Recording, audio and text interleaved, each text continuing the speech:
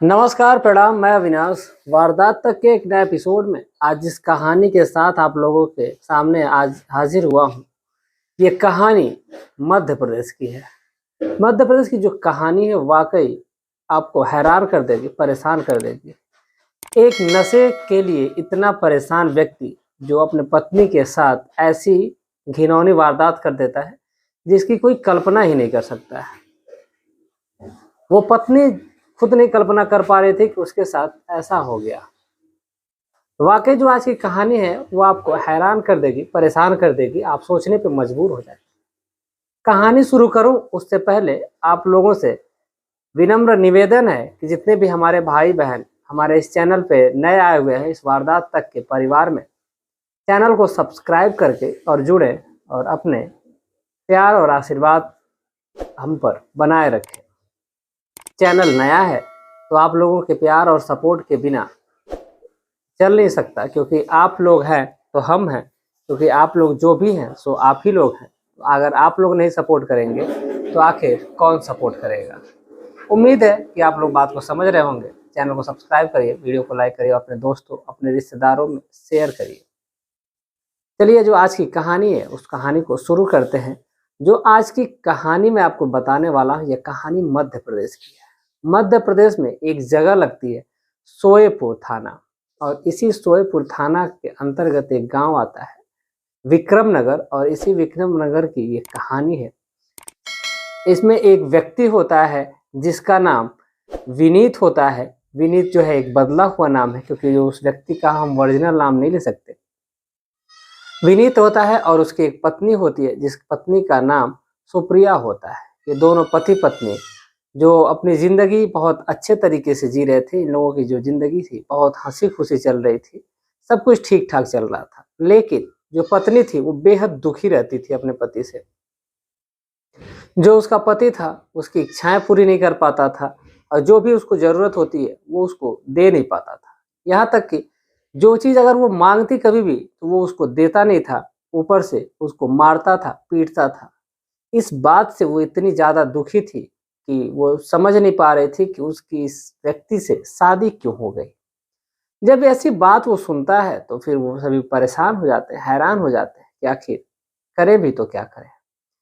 जब जो औरत है यानी कि जो सुप्रिया है वो परेशान है कि आखिर वो करे भी तो क्या करे। अपने मायके फोन करती है, अपने माँ से, अपने पिता से सारी बातें बताती भी है, लेकिन आखिर माता पिता करेंगे भी तो क्या करेंगे। उन्होंने जो जिंदगी की डोर है उन्होंने अपनी बेटी की अब उसके पति के हाथ में थमा दी थी। अब चाहे वो जैसे रखे वहां पर वैसे वो रह सकती है।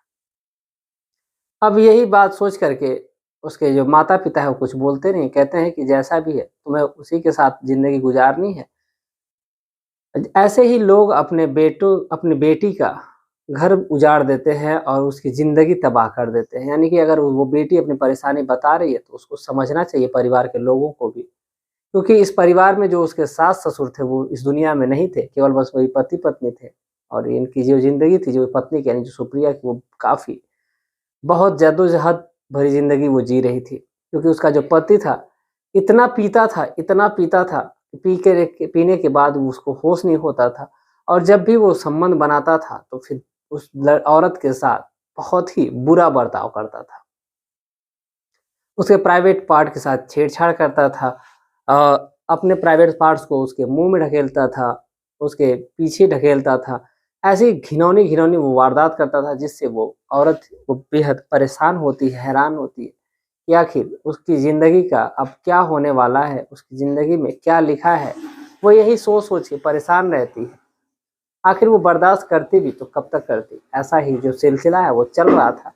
वक़्त गुज़रता रहता है, वो जितने भी सितम थे उसके पति के वो सहती रहती है।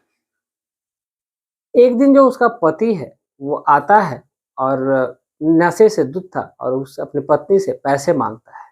कहता है मुझे पैसे दो और नहीं तो मैं तुम्हें मारूँगा। तो वो कहती है कि मेरे पास पैसे नहीं है, पैसे रहेंगे भी तो भी नहीं दूँगी, क्योंकि मैं पैसे दूँगी तो तुम जा कर के शराब पियोगे, इससे हमारे परिवार का खर्चा कैसे चलेगा और हमारे परिवार में जो एक टाइम का भोजन है वो बनेगा कैसे? क्योंकि इतनी बुरी स्थिति आ गई थी कि उस औरत को समझ नहीं आ रहा था कि आखिर वो करे भी तो क्या करे। उसका पति दिन भर पीता है, पी के घूमता रहता है। जब इसकी समझ में नहीं आता है कि आखिर ये करे भी तो क्या करे, तो फिर उसने ये ठान लिया कि वो दूसरे के घरों में काम करेगी और काम करने के साथ-साथ जो भी उसको पैसे मिलेंगे उससे वो अपनी ज़िंदगी का गुज़र-बसर करेगी। क्योंकि परिवार में ना ही उसका कोई औलाद था, ना ही कोई दूसरा व्यक्ति था जिसके लिए वो इस दुनिया को झेले। कभी ना कभी उसके दिमाग में ये भी आता था कि वो इस दुनिया को छोड़ दे, या तो घर ही छोड़ दे या तो इस दुनिया को ही छोड़ दे, लेकिन वो इस चीज़ को ज़ाहिर नहीं कर पाती थी। अब जब काम करती थी तो उसको जब महीने में पैसा मिलता था तो वो इकट्ठा करती थी। लेकिन जो उसका पति है वो कभी चोरी से तो कभी माँग करके लेकर के पैसे जाता, जब वो देने से मना करती तो उसको मारता-पीटता, और मारने-पीटने के साथ-साथ जो पैसे होते थे वो छीनता था और ले जा कर के दारू पीता था। दारू पीने के साथ-साथ वो अलग-अलग जगहों पे वेश्याओं के पास भी जाता था, उन पे पैसे उड़ाता था। जो उसके पास ज़मीन थी उस ज़मीन को भी धीरे-धीरे वो पूरा बेच खाया था। यानी कि कह लीजिए तो उसके पास ना खाने के लिए था, ना ही कमाने के लिए कुछ था। बस उसके पास जो भी था, एक घर था और एक उसकी बीवी थी। एक दिन वो सौदा करके आता है कि वो अपने घर को भी बेच देगा। जब घर का सौदा करके आता है तो अपनी पत्नी से ज़मीन के कागज़ात माँगता है। वो जो उसकी पत्नी है, वो देने से मना कर देती है। वो कहती है कि नहीं, मैं ज़मीन के कागज़ात नहीं दूँगी। वो मेरे पास है भी नहीं, वो न उसको मैंने अ, मायके में रखा हुआ है। जब ये बात वो सुनता है कि मायके में, तो उसको मारता है, पीटता है, कहता है कि ले कर के आओ। जब ये बात वो सुनती है तो वो सीधा-सीधा मना कर देती है सुप्रिया। अब इधर वो करे भी तो क्या करे? मारता-पीटता है, उसके बाद फिर वो गुस्से में वहाँ से निकल कर के चला जाता है। फिर वापस कुछ समय बाद, यानी कि शाम का लगभग वक़्त होता है 3 बजे का, पी कर के पूरे नशे में वो आता है और आने के साथ-साथ जो उसका पति है, वो उस औरत के पास जाता है और उसके साथ संबंध बनाने की कोशिश करता है।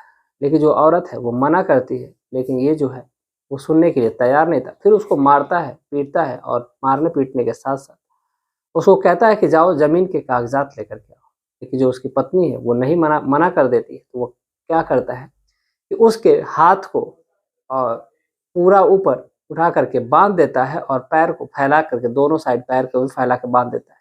उसकी पत्नी है, गिड़गिड़ाई उसके सामने कि मुझे छोड़ दो, लेकिन कहीं न कहीं उसके दिमाग में ये भी था कि चलो कोई बात नहीं, संबंध बना लेगा, उसके बाद मुझे छोड़ देगा। लेकिन जब वो औरत है, वो उसके दिमाग में तो यही चल रहा था कि संबंध बनाएगा, छोड़ देगा। लेकिन उसके दिमाग में, उसके पति के दिमाग में तो कुछ और ही चल रहा था। उसने क्या किया कि वो उसके पूरे बदन से कपड़े हटाए और हटाने के बाद उसके दोनों पैर को फैलाकर बाँध देता है, हाथ को भी ऊपर करके बाँध देता है और उसके बाद अपने पॉकेट से फेविक्विक का पैकेट निकालता है, और पैकेट निकालने के बाद उस औरत के, यानी अपनी ही पत्नी के प्राइवेट पार्ट में उस फेविक्विक को, जो एक 5 वाला या 10 वाला फेविक्विक आता है, उसको पूरा दबा करके निकाल देता है उसी में। निकालने के बाद जो उसकी स्थिति होती है, क्योंकि आप सभी लोगों को पता है कि अगर फेविक्विक को अगर एक बार यहाँ पे गिरा करके अगर चिपका दें और मात्र 20 से 25 सेकंड अगर छोड़ दें, तो फिर इस हाथ का ऑपरेशन करना पड़ेगा, काटना पड़ जाएगा। सोचिए, उसने तो पूरा फेविक्विक का पैकेट ही उसके प्राइवेट पार्ट्स में डाल दिया था। उस औरत की पर क्या बीत रही थी, जितना अंदर वो गया होगा उतनी स्किन चिपकती गई होगी, और चिपकने के बाद उसको छुड़ाना कितना मुश्किल होता होगा। जब उसको डाल देता है और डालने के बाद वो नशे में ऐसे ही दूत उसको फिर मारता है, और मारने के बाद वो वहाँ से बाहर निकलता है और बड़बड़ाता हुआ जा रहा था कि मैंने तुम्हारी ज़िंदगी को अब नर्क बना दिया है। ये कहते हुए वो बाहर जा रहा था। जब ये बात वो कहते हुए जा रहा था, तो उसी का एक पड़ोसी था, जो ये बात जब सुनता है तो वो, उसको कहीं न कहीं कुछ डाउट होता है, तो वो उस महिला के घर में जाता है। कहीं न कहीं ये उस मोहल्ले की ये आदत हो गई थी कि वो अपनी बीवी को मारता था। तो लोग हाल-चाल के लिए या फिर देखने के लिए भी चले जाते थे कि उसको ज़्यादा नहीं मार दिया है, ऐसे नहीं ना है कि वो उसकी तबीयत ज़्यादा खराब हो गई हो। ये तमाम तरीके के, क्योंकि एक जो कॉलोनी होती है, एक जो सोसाइटी होती है, उसमें लोग एक-दूसरे का ख़याल भी रखते हैं। जब वो व्यक्ति वहाँ पहुँचता है, तो जब उस औरत को देखता है जिस स्थिति में, उस स्थिति में देखने के बाद अपनी नज़रें झुकाता है।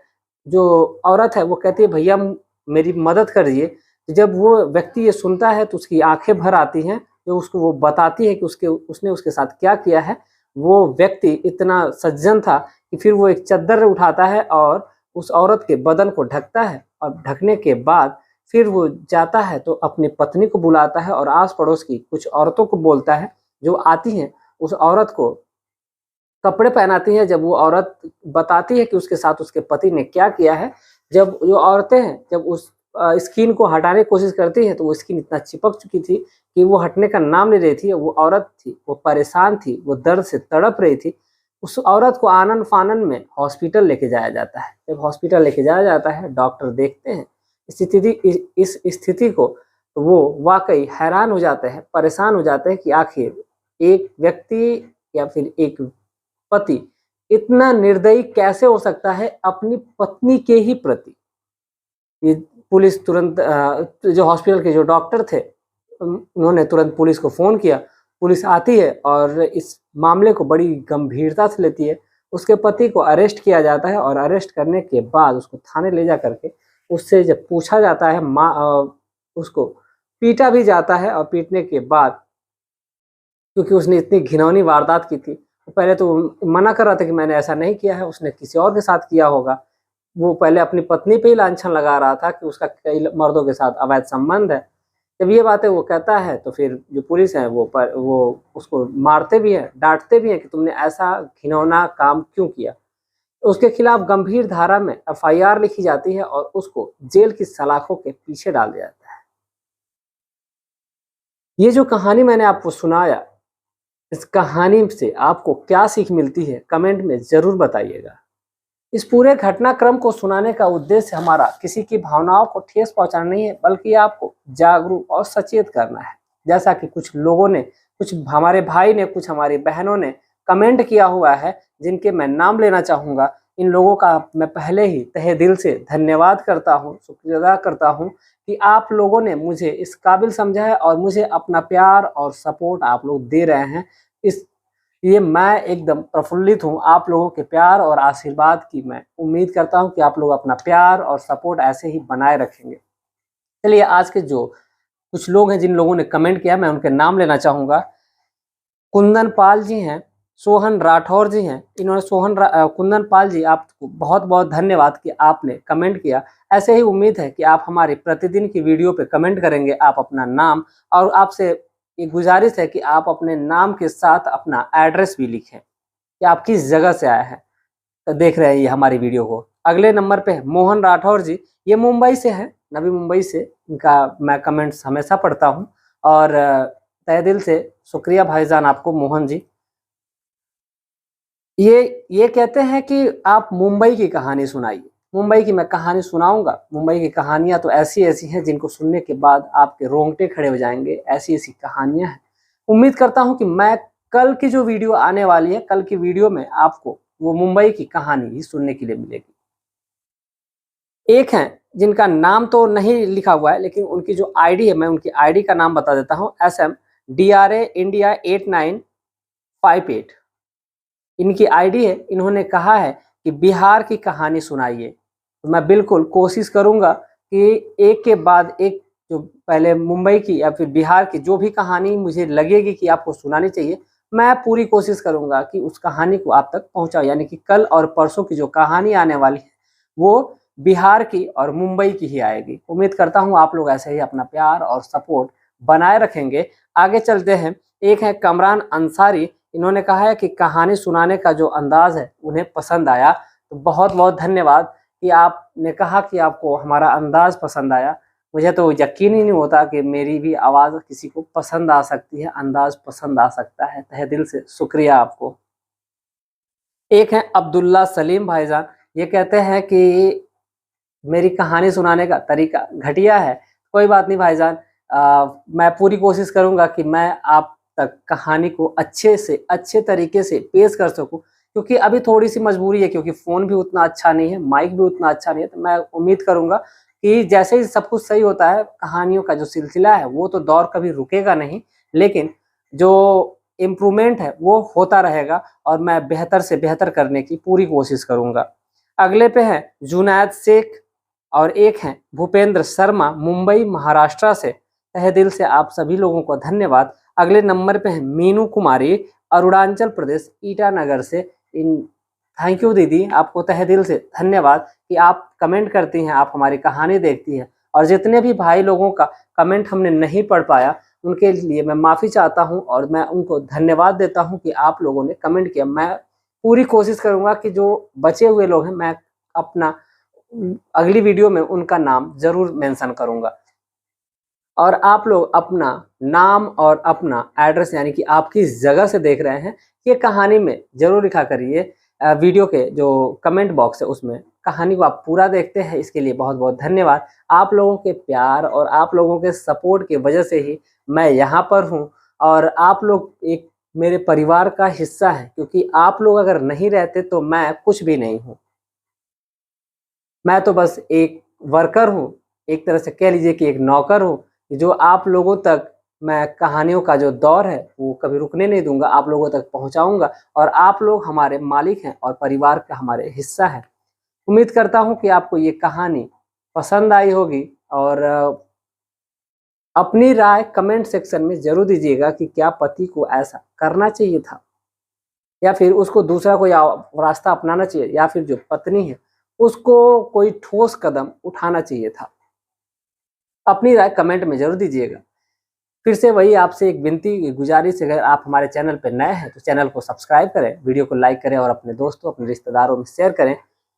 मिलते हैं कल शाम 7:30 बजे एक और सच्ची कहानी के साथ। तब तक के लिए जय हिंद, जय भारत।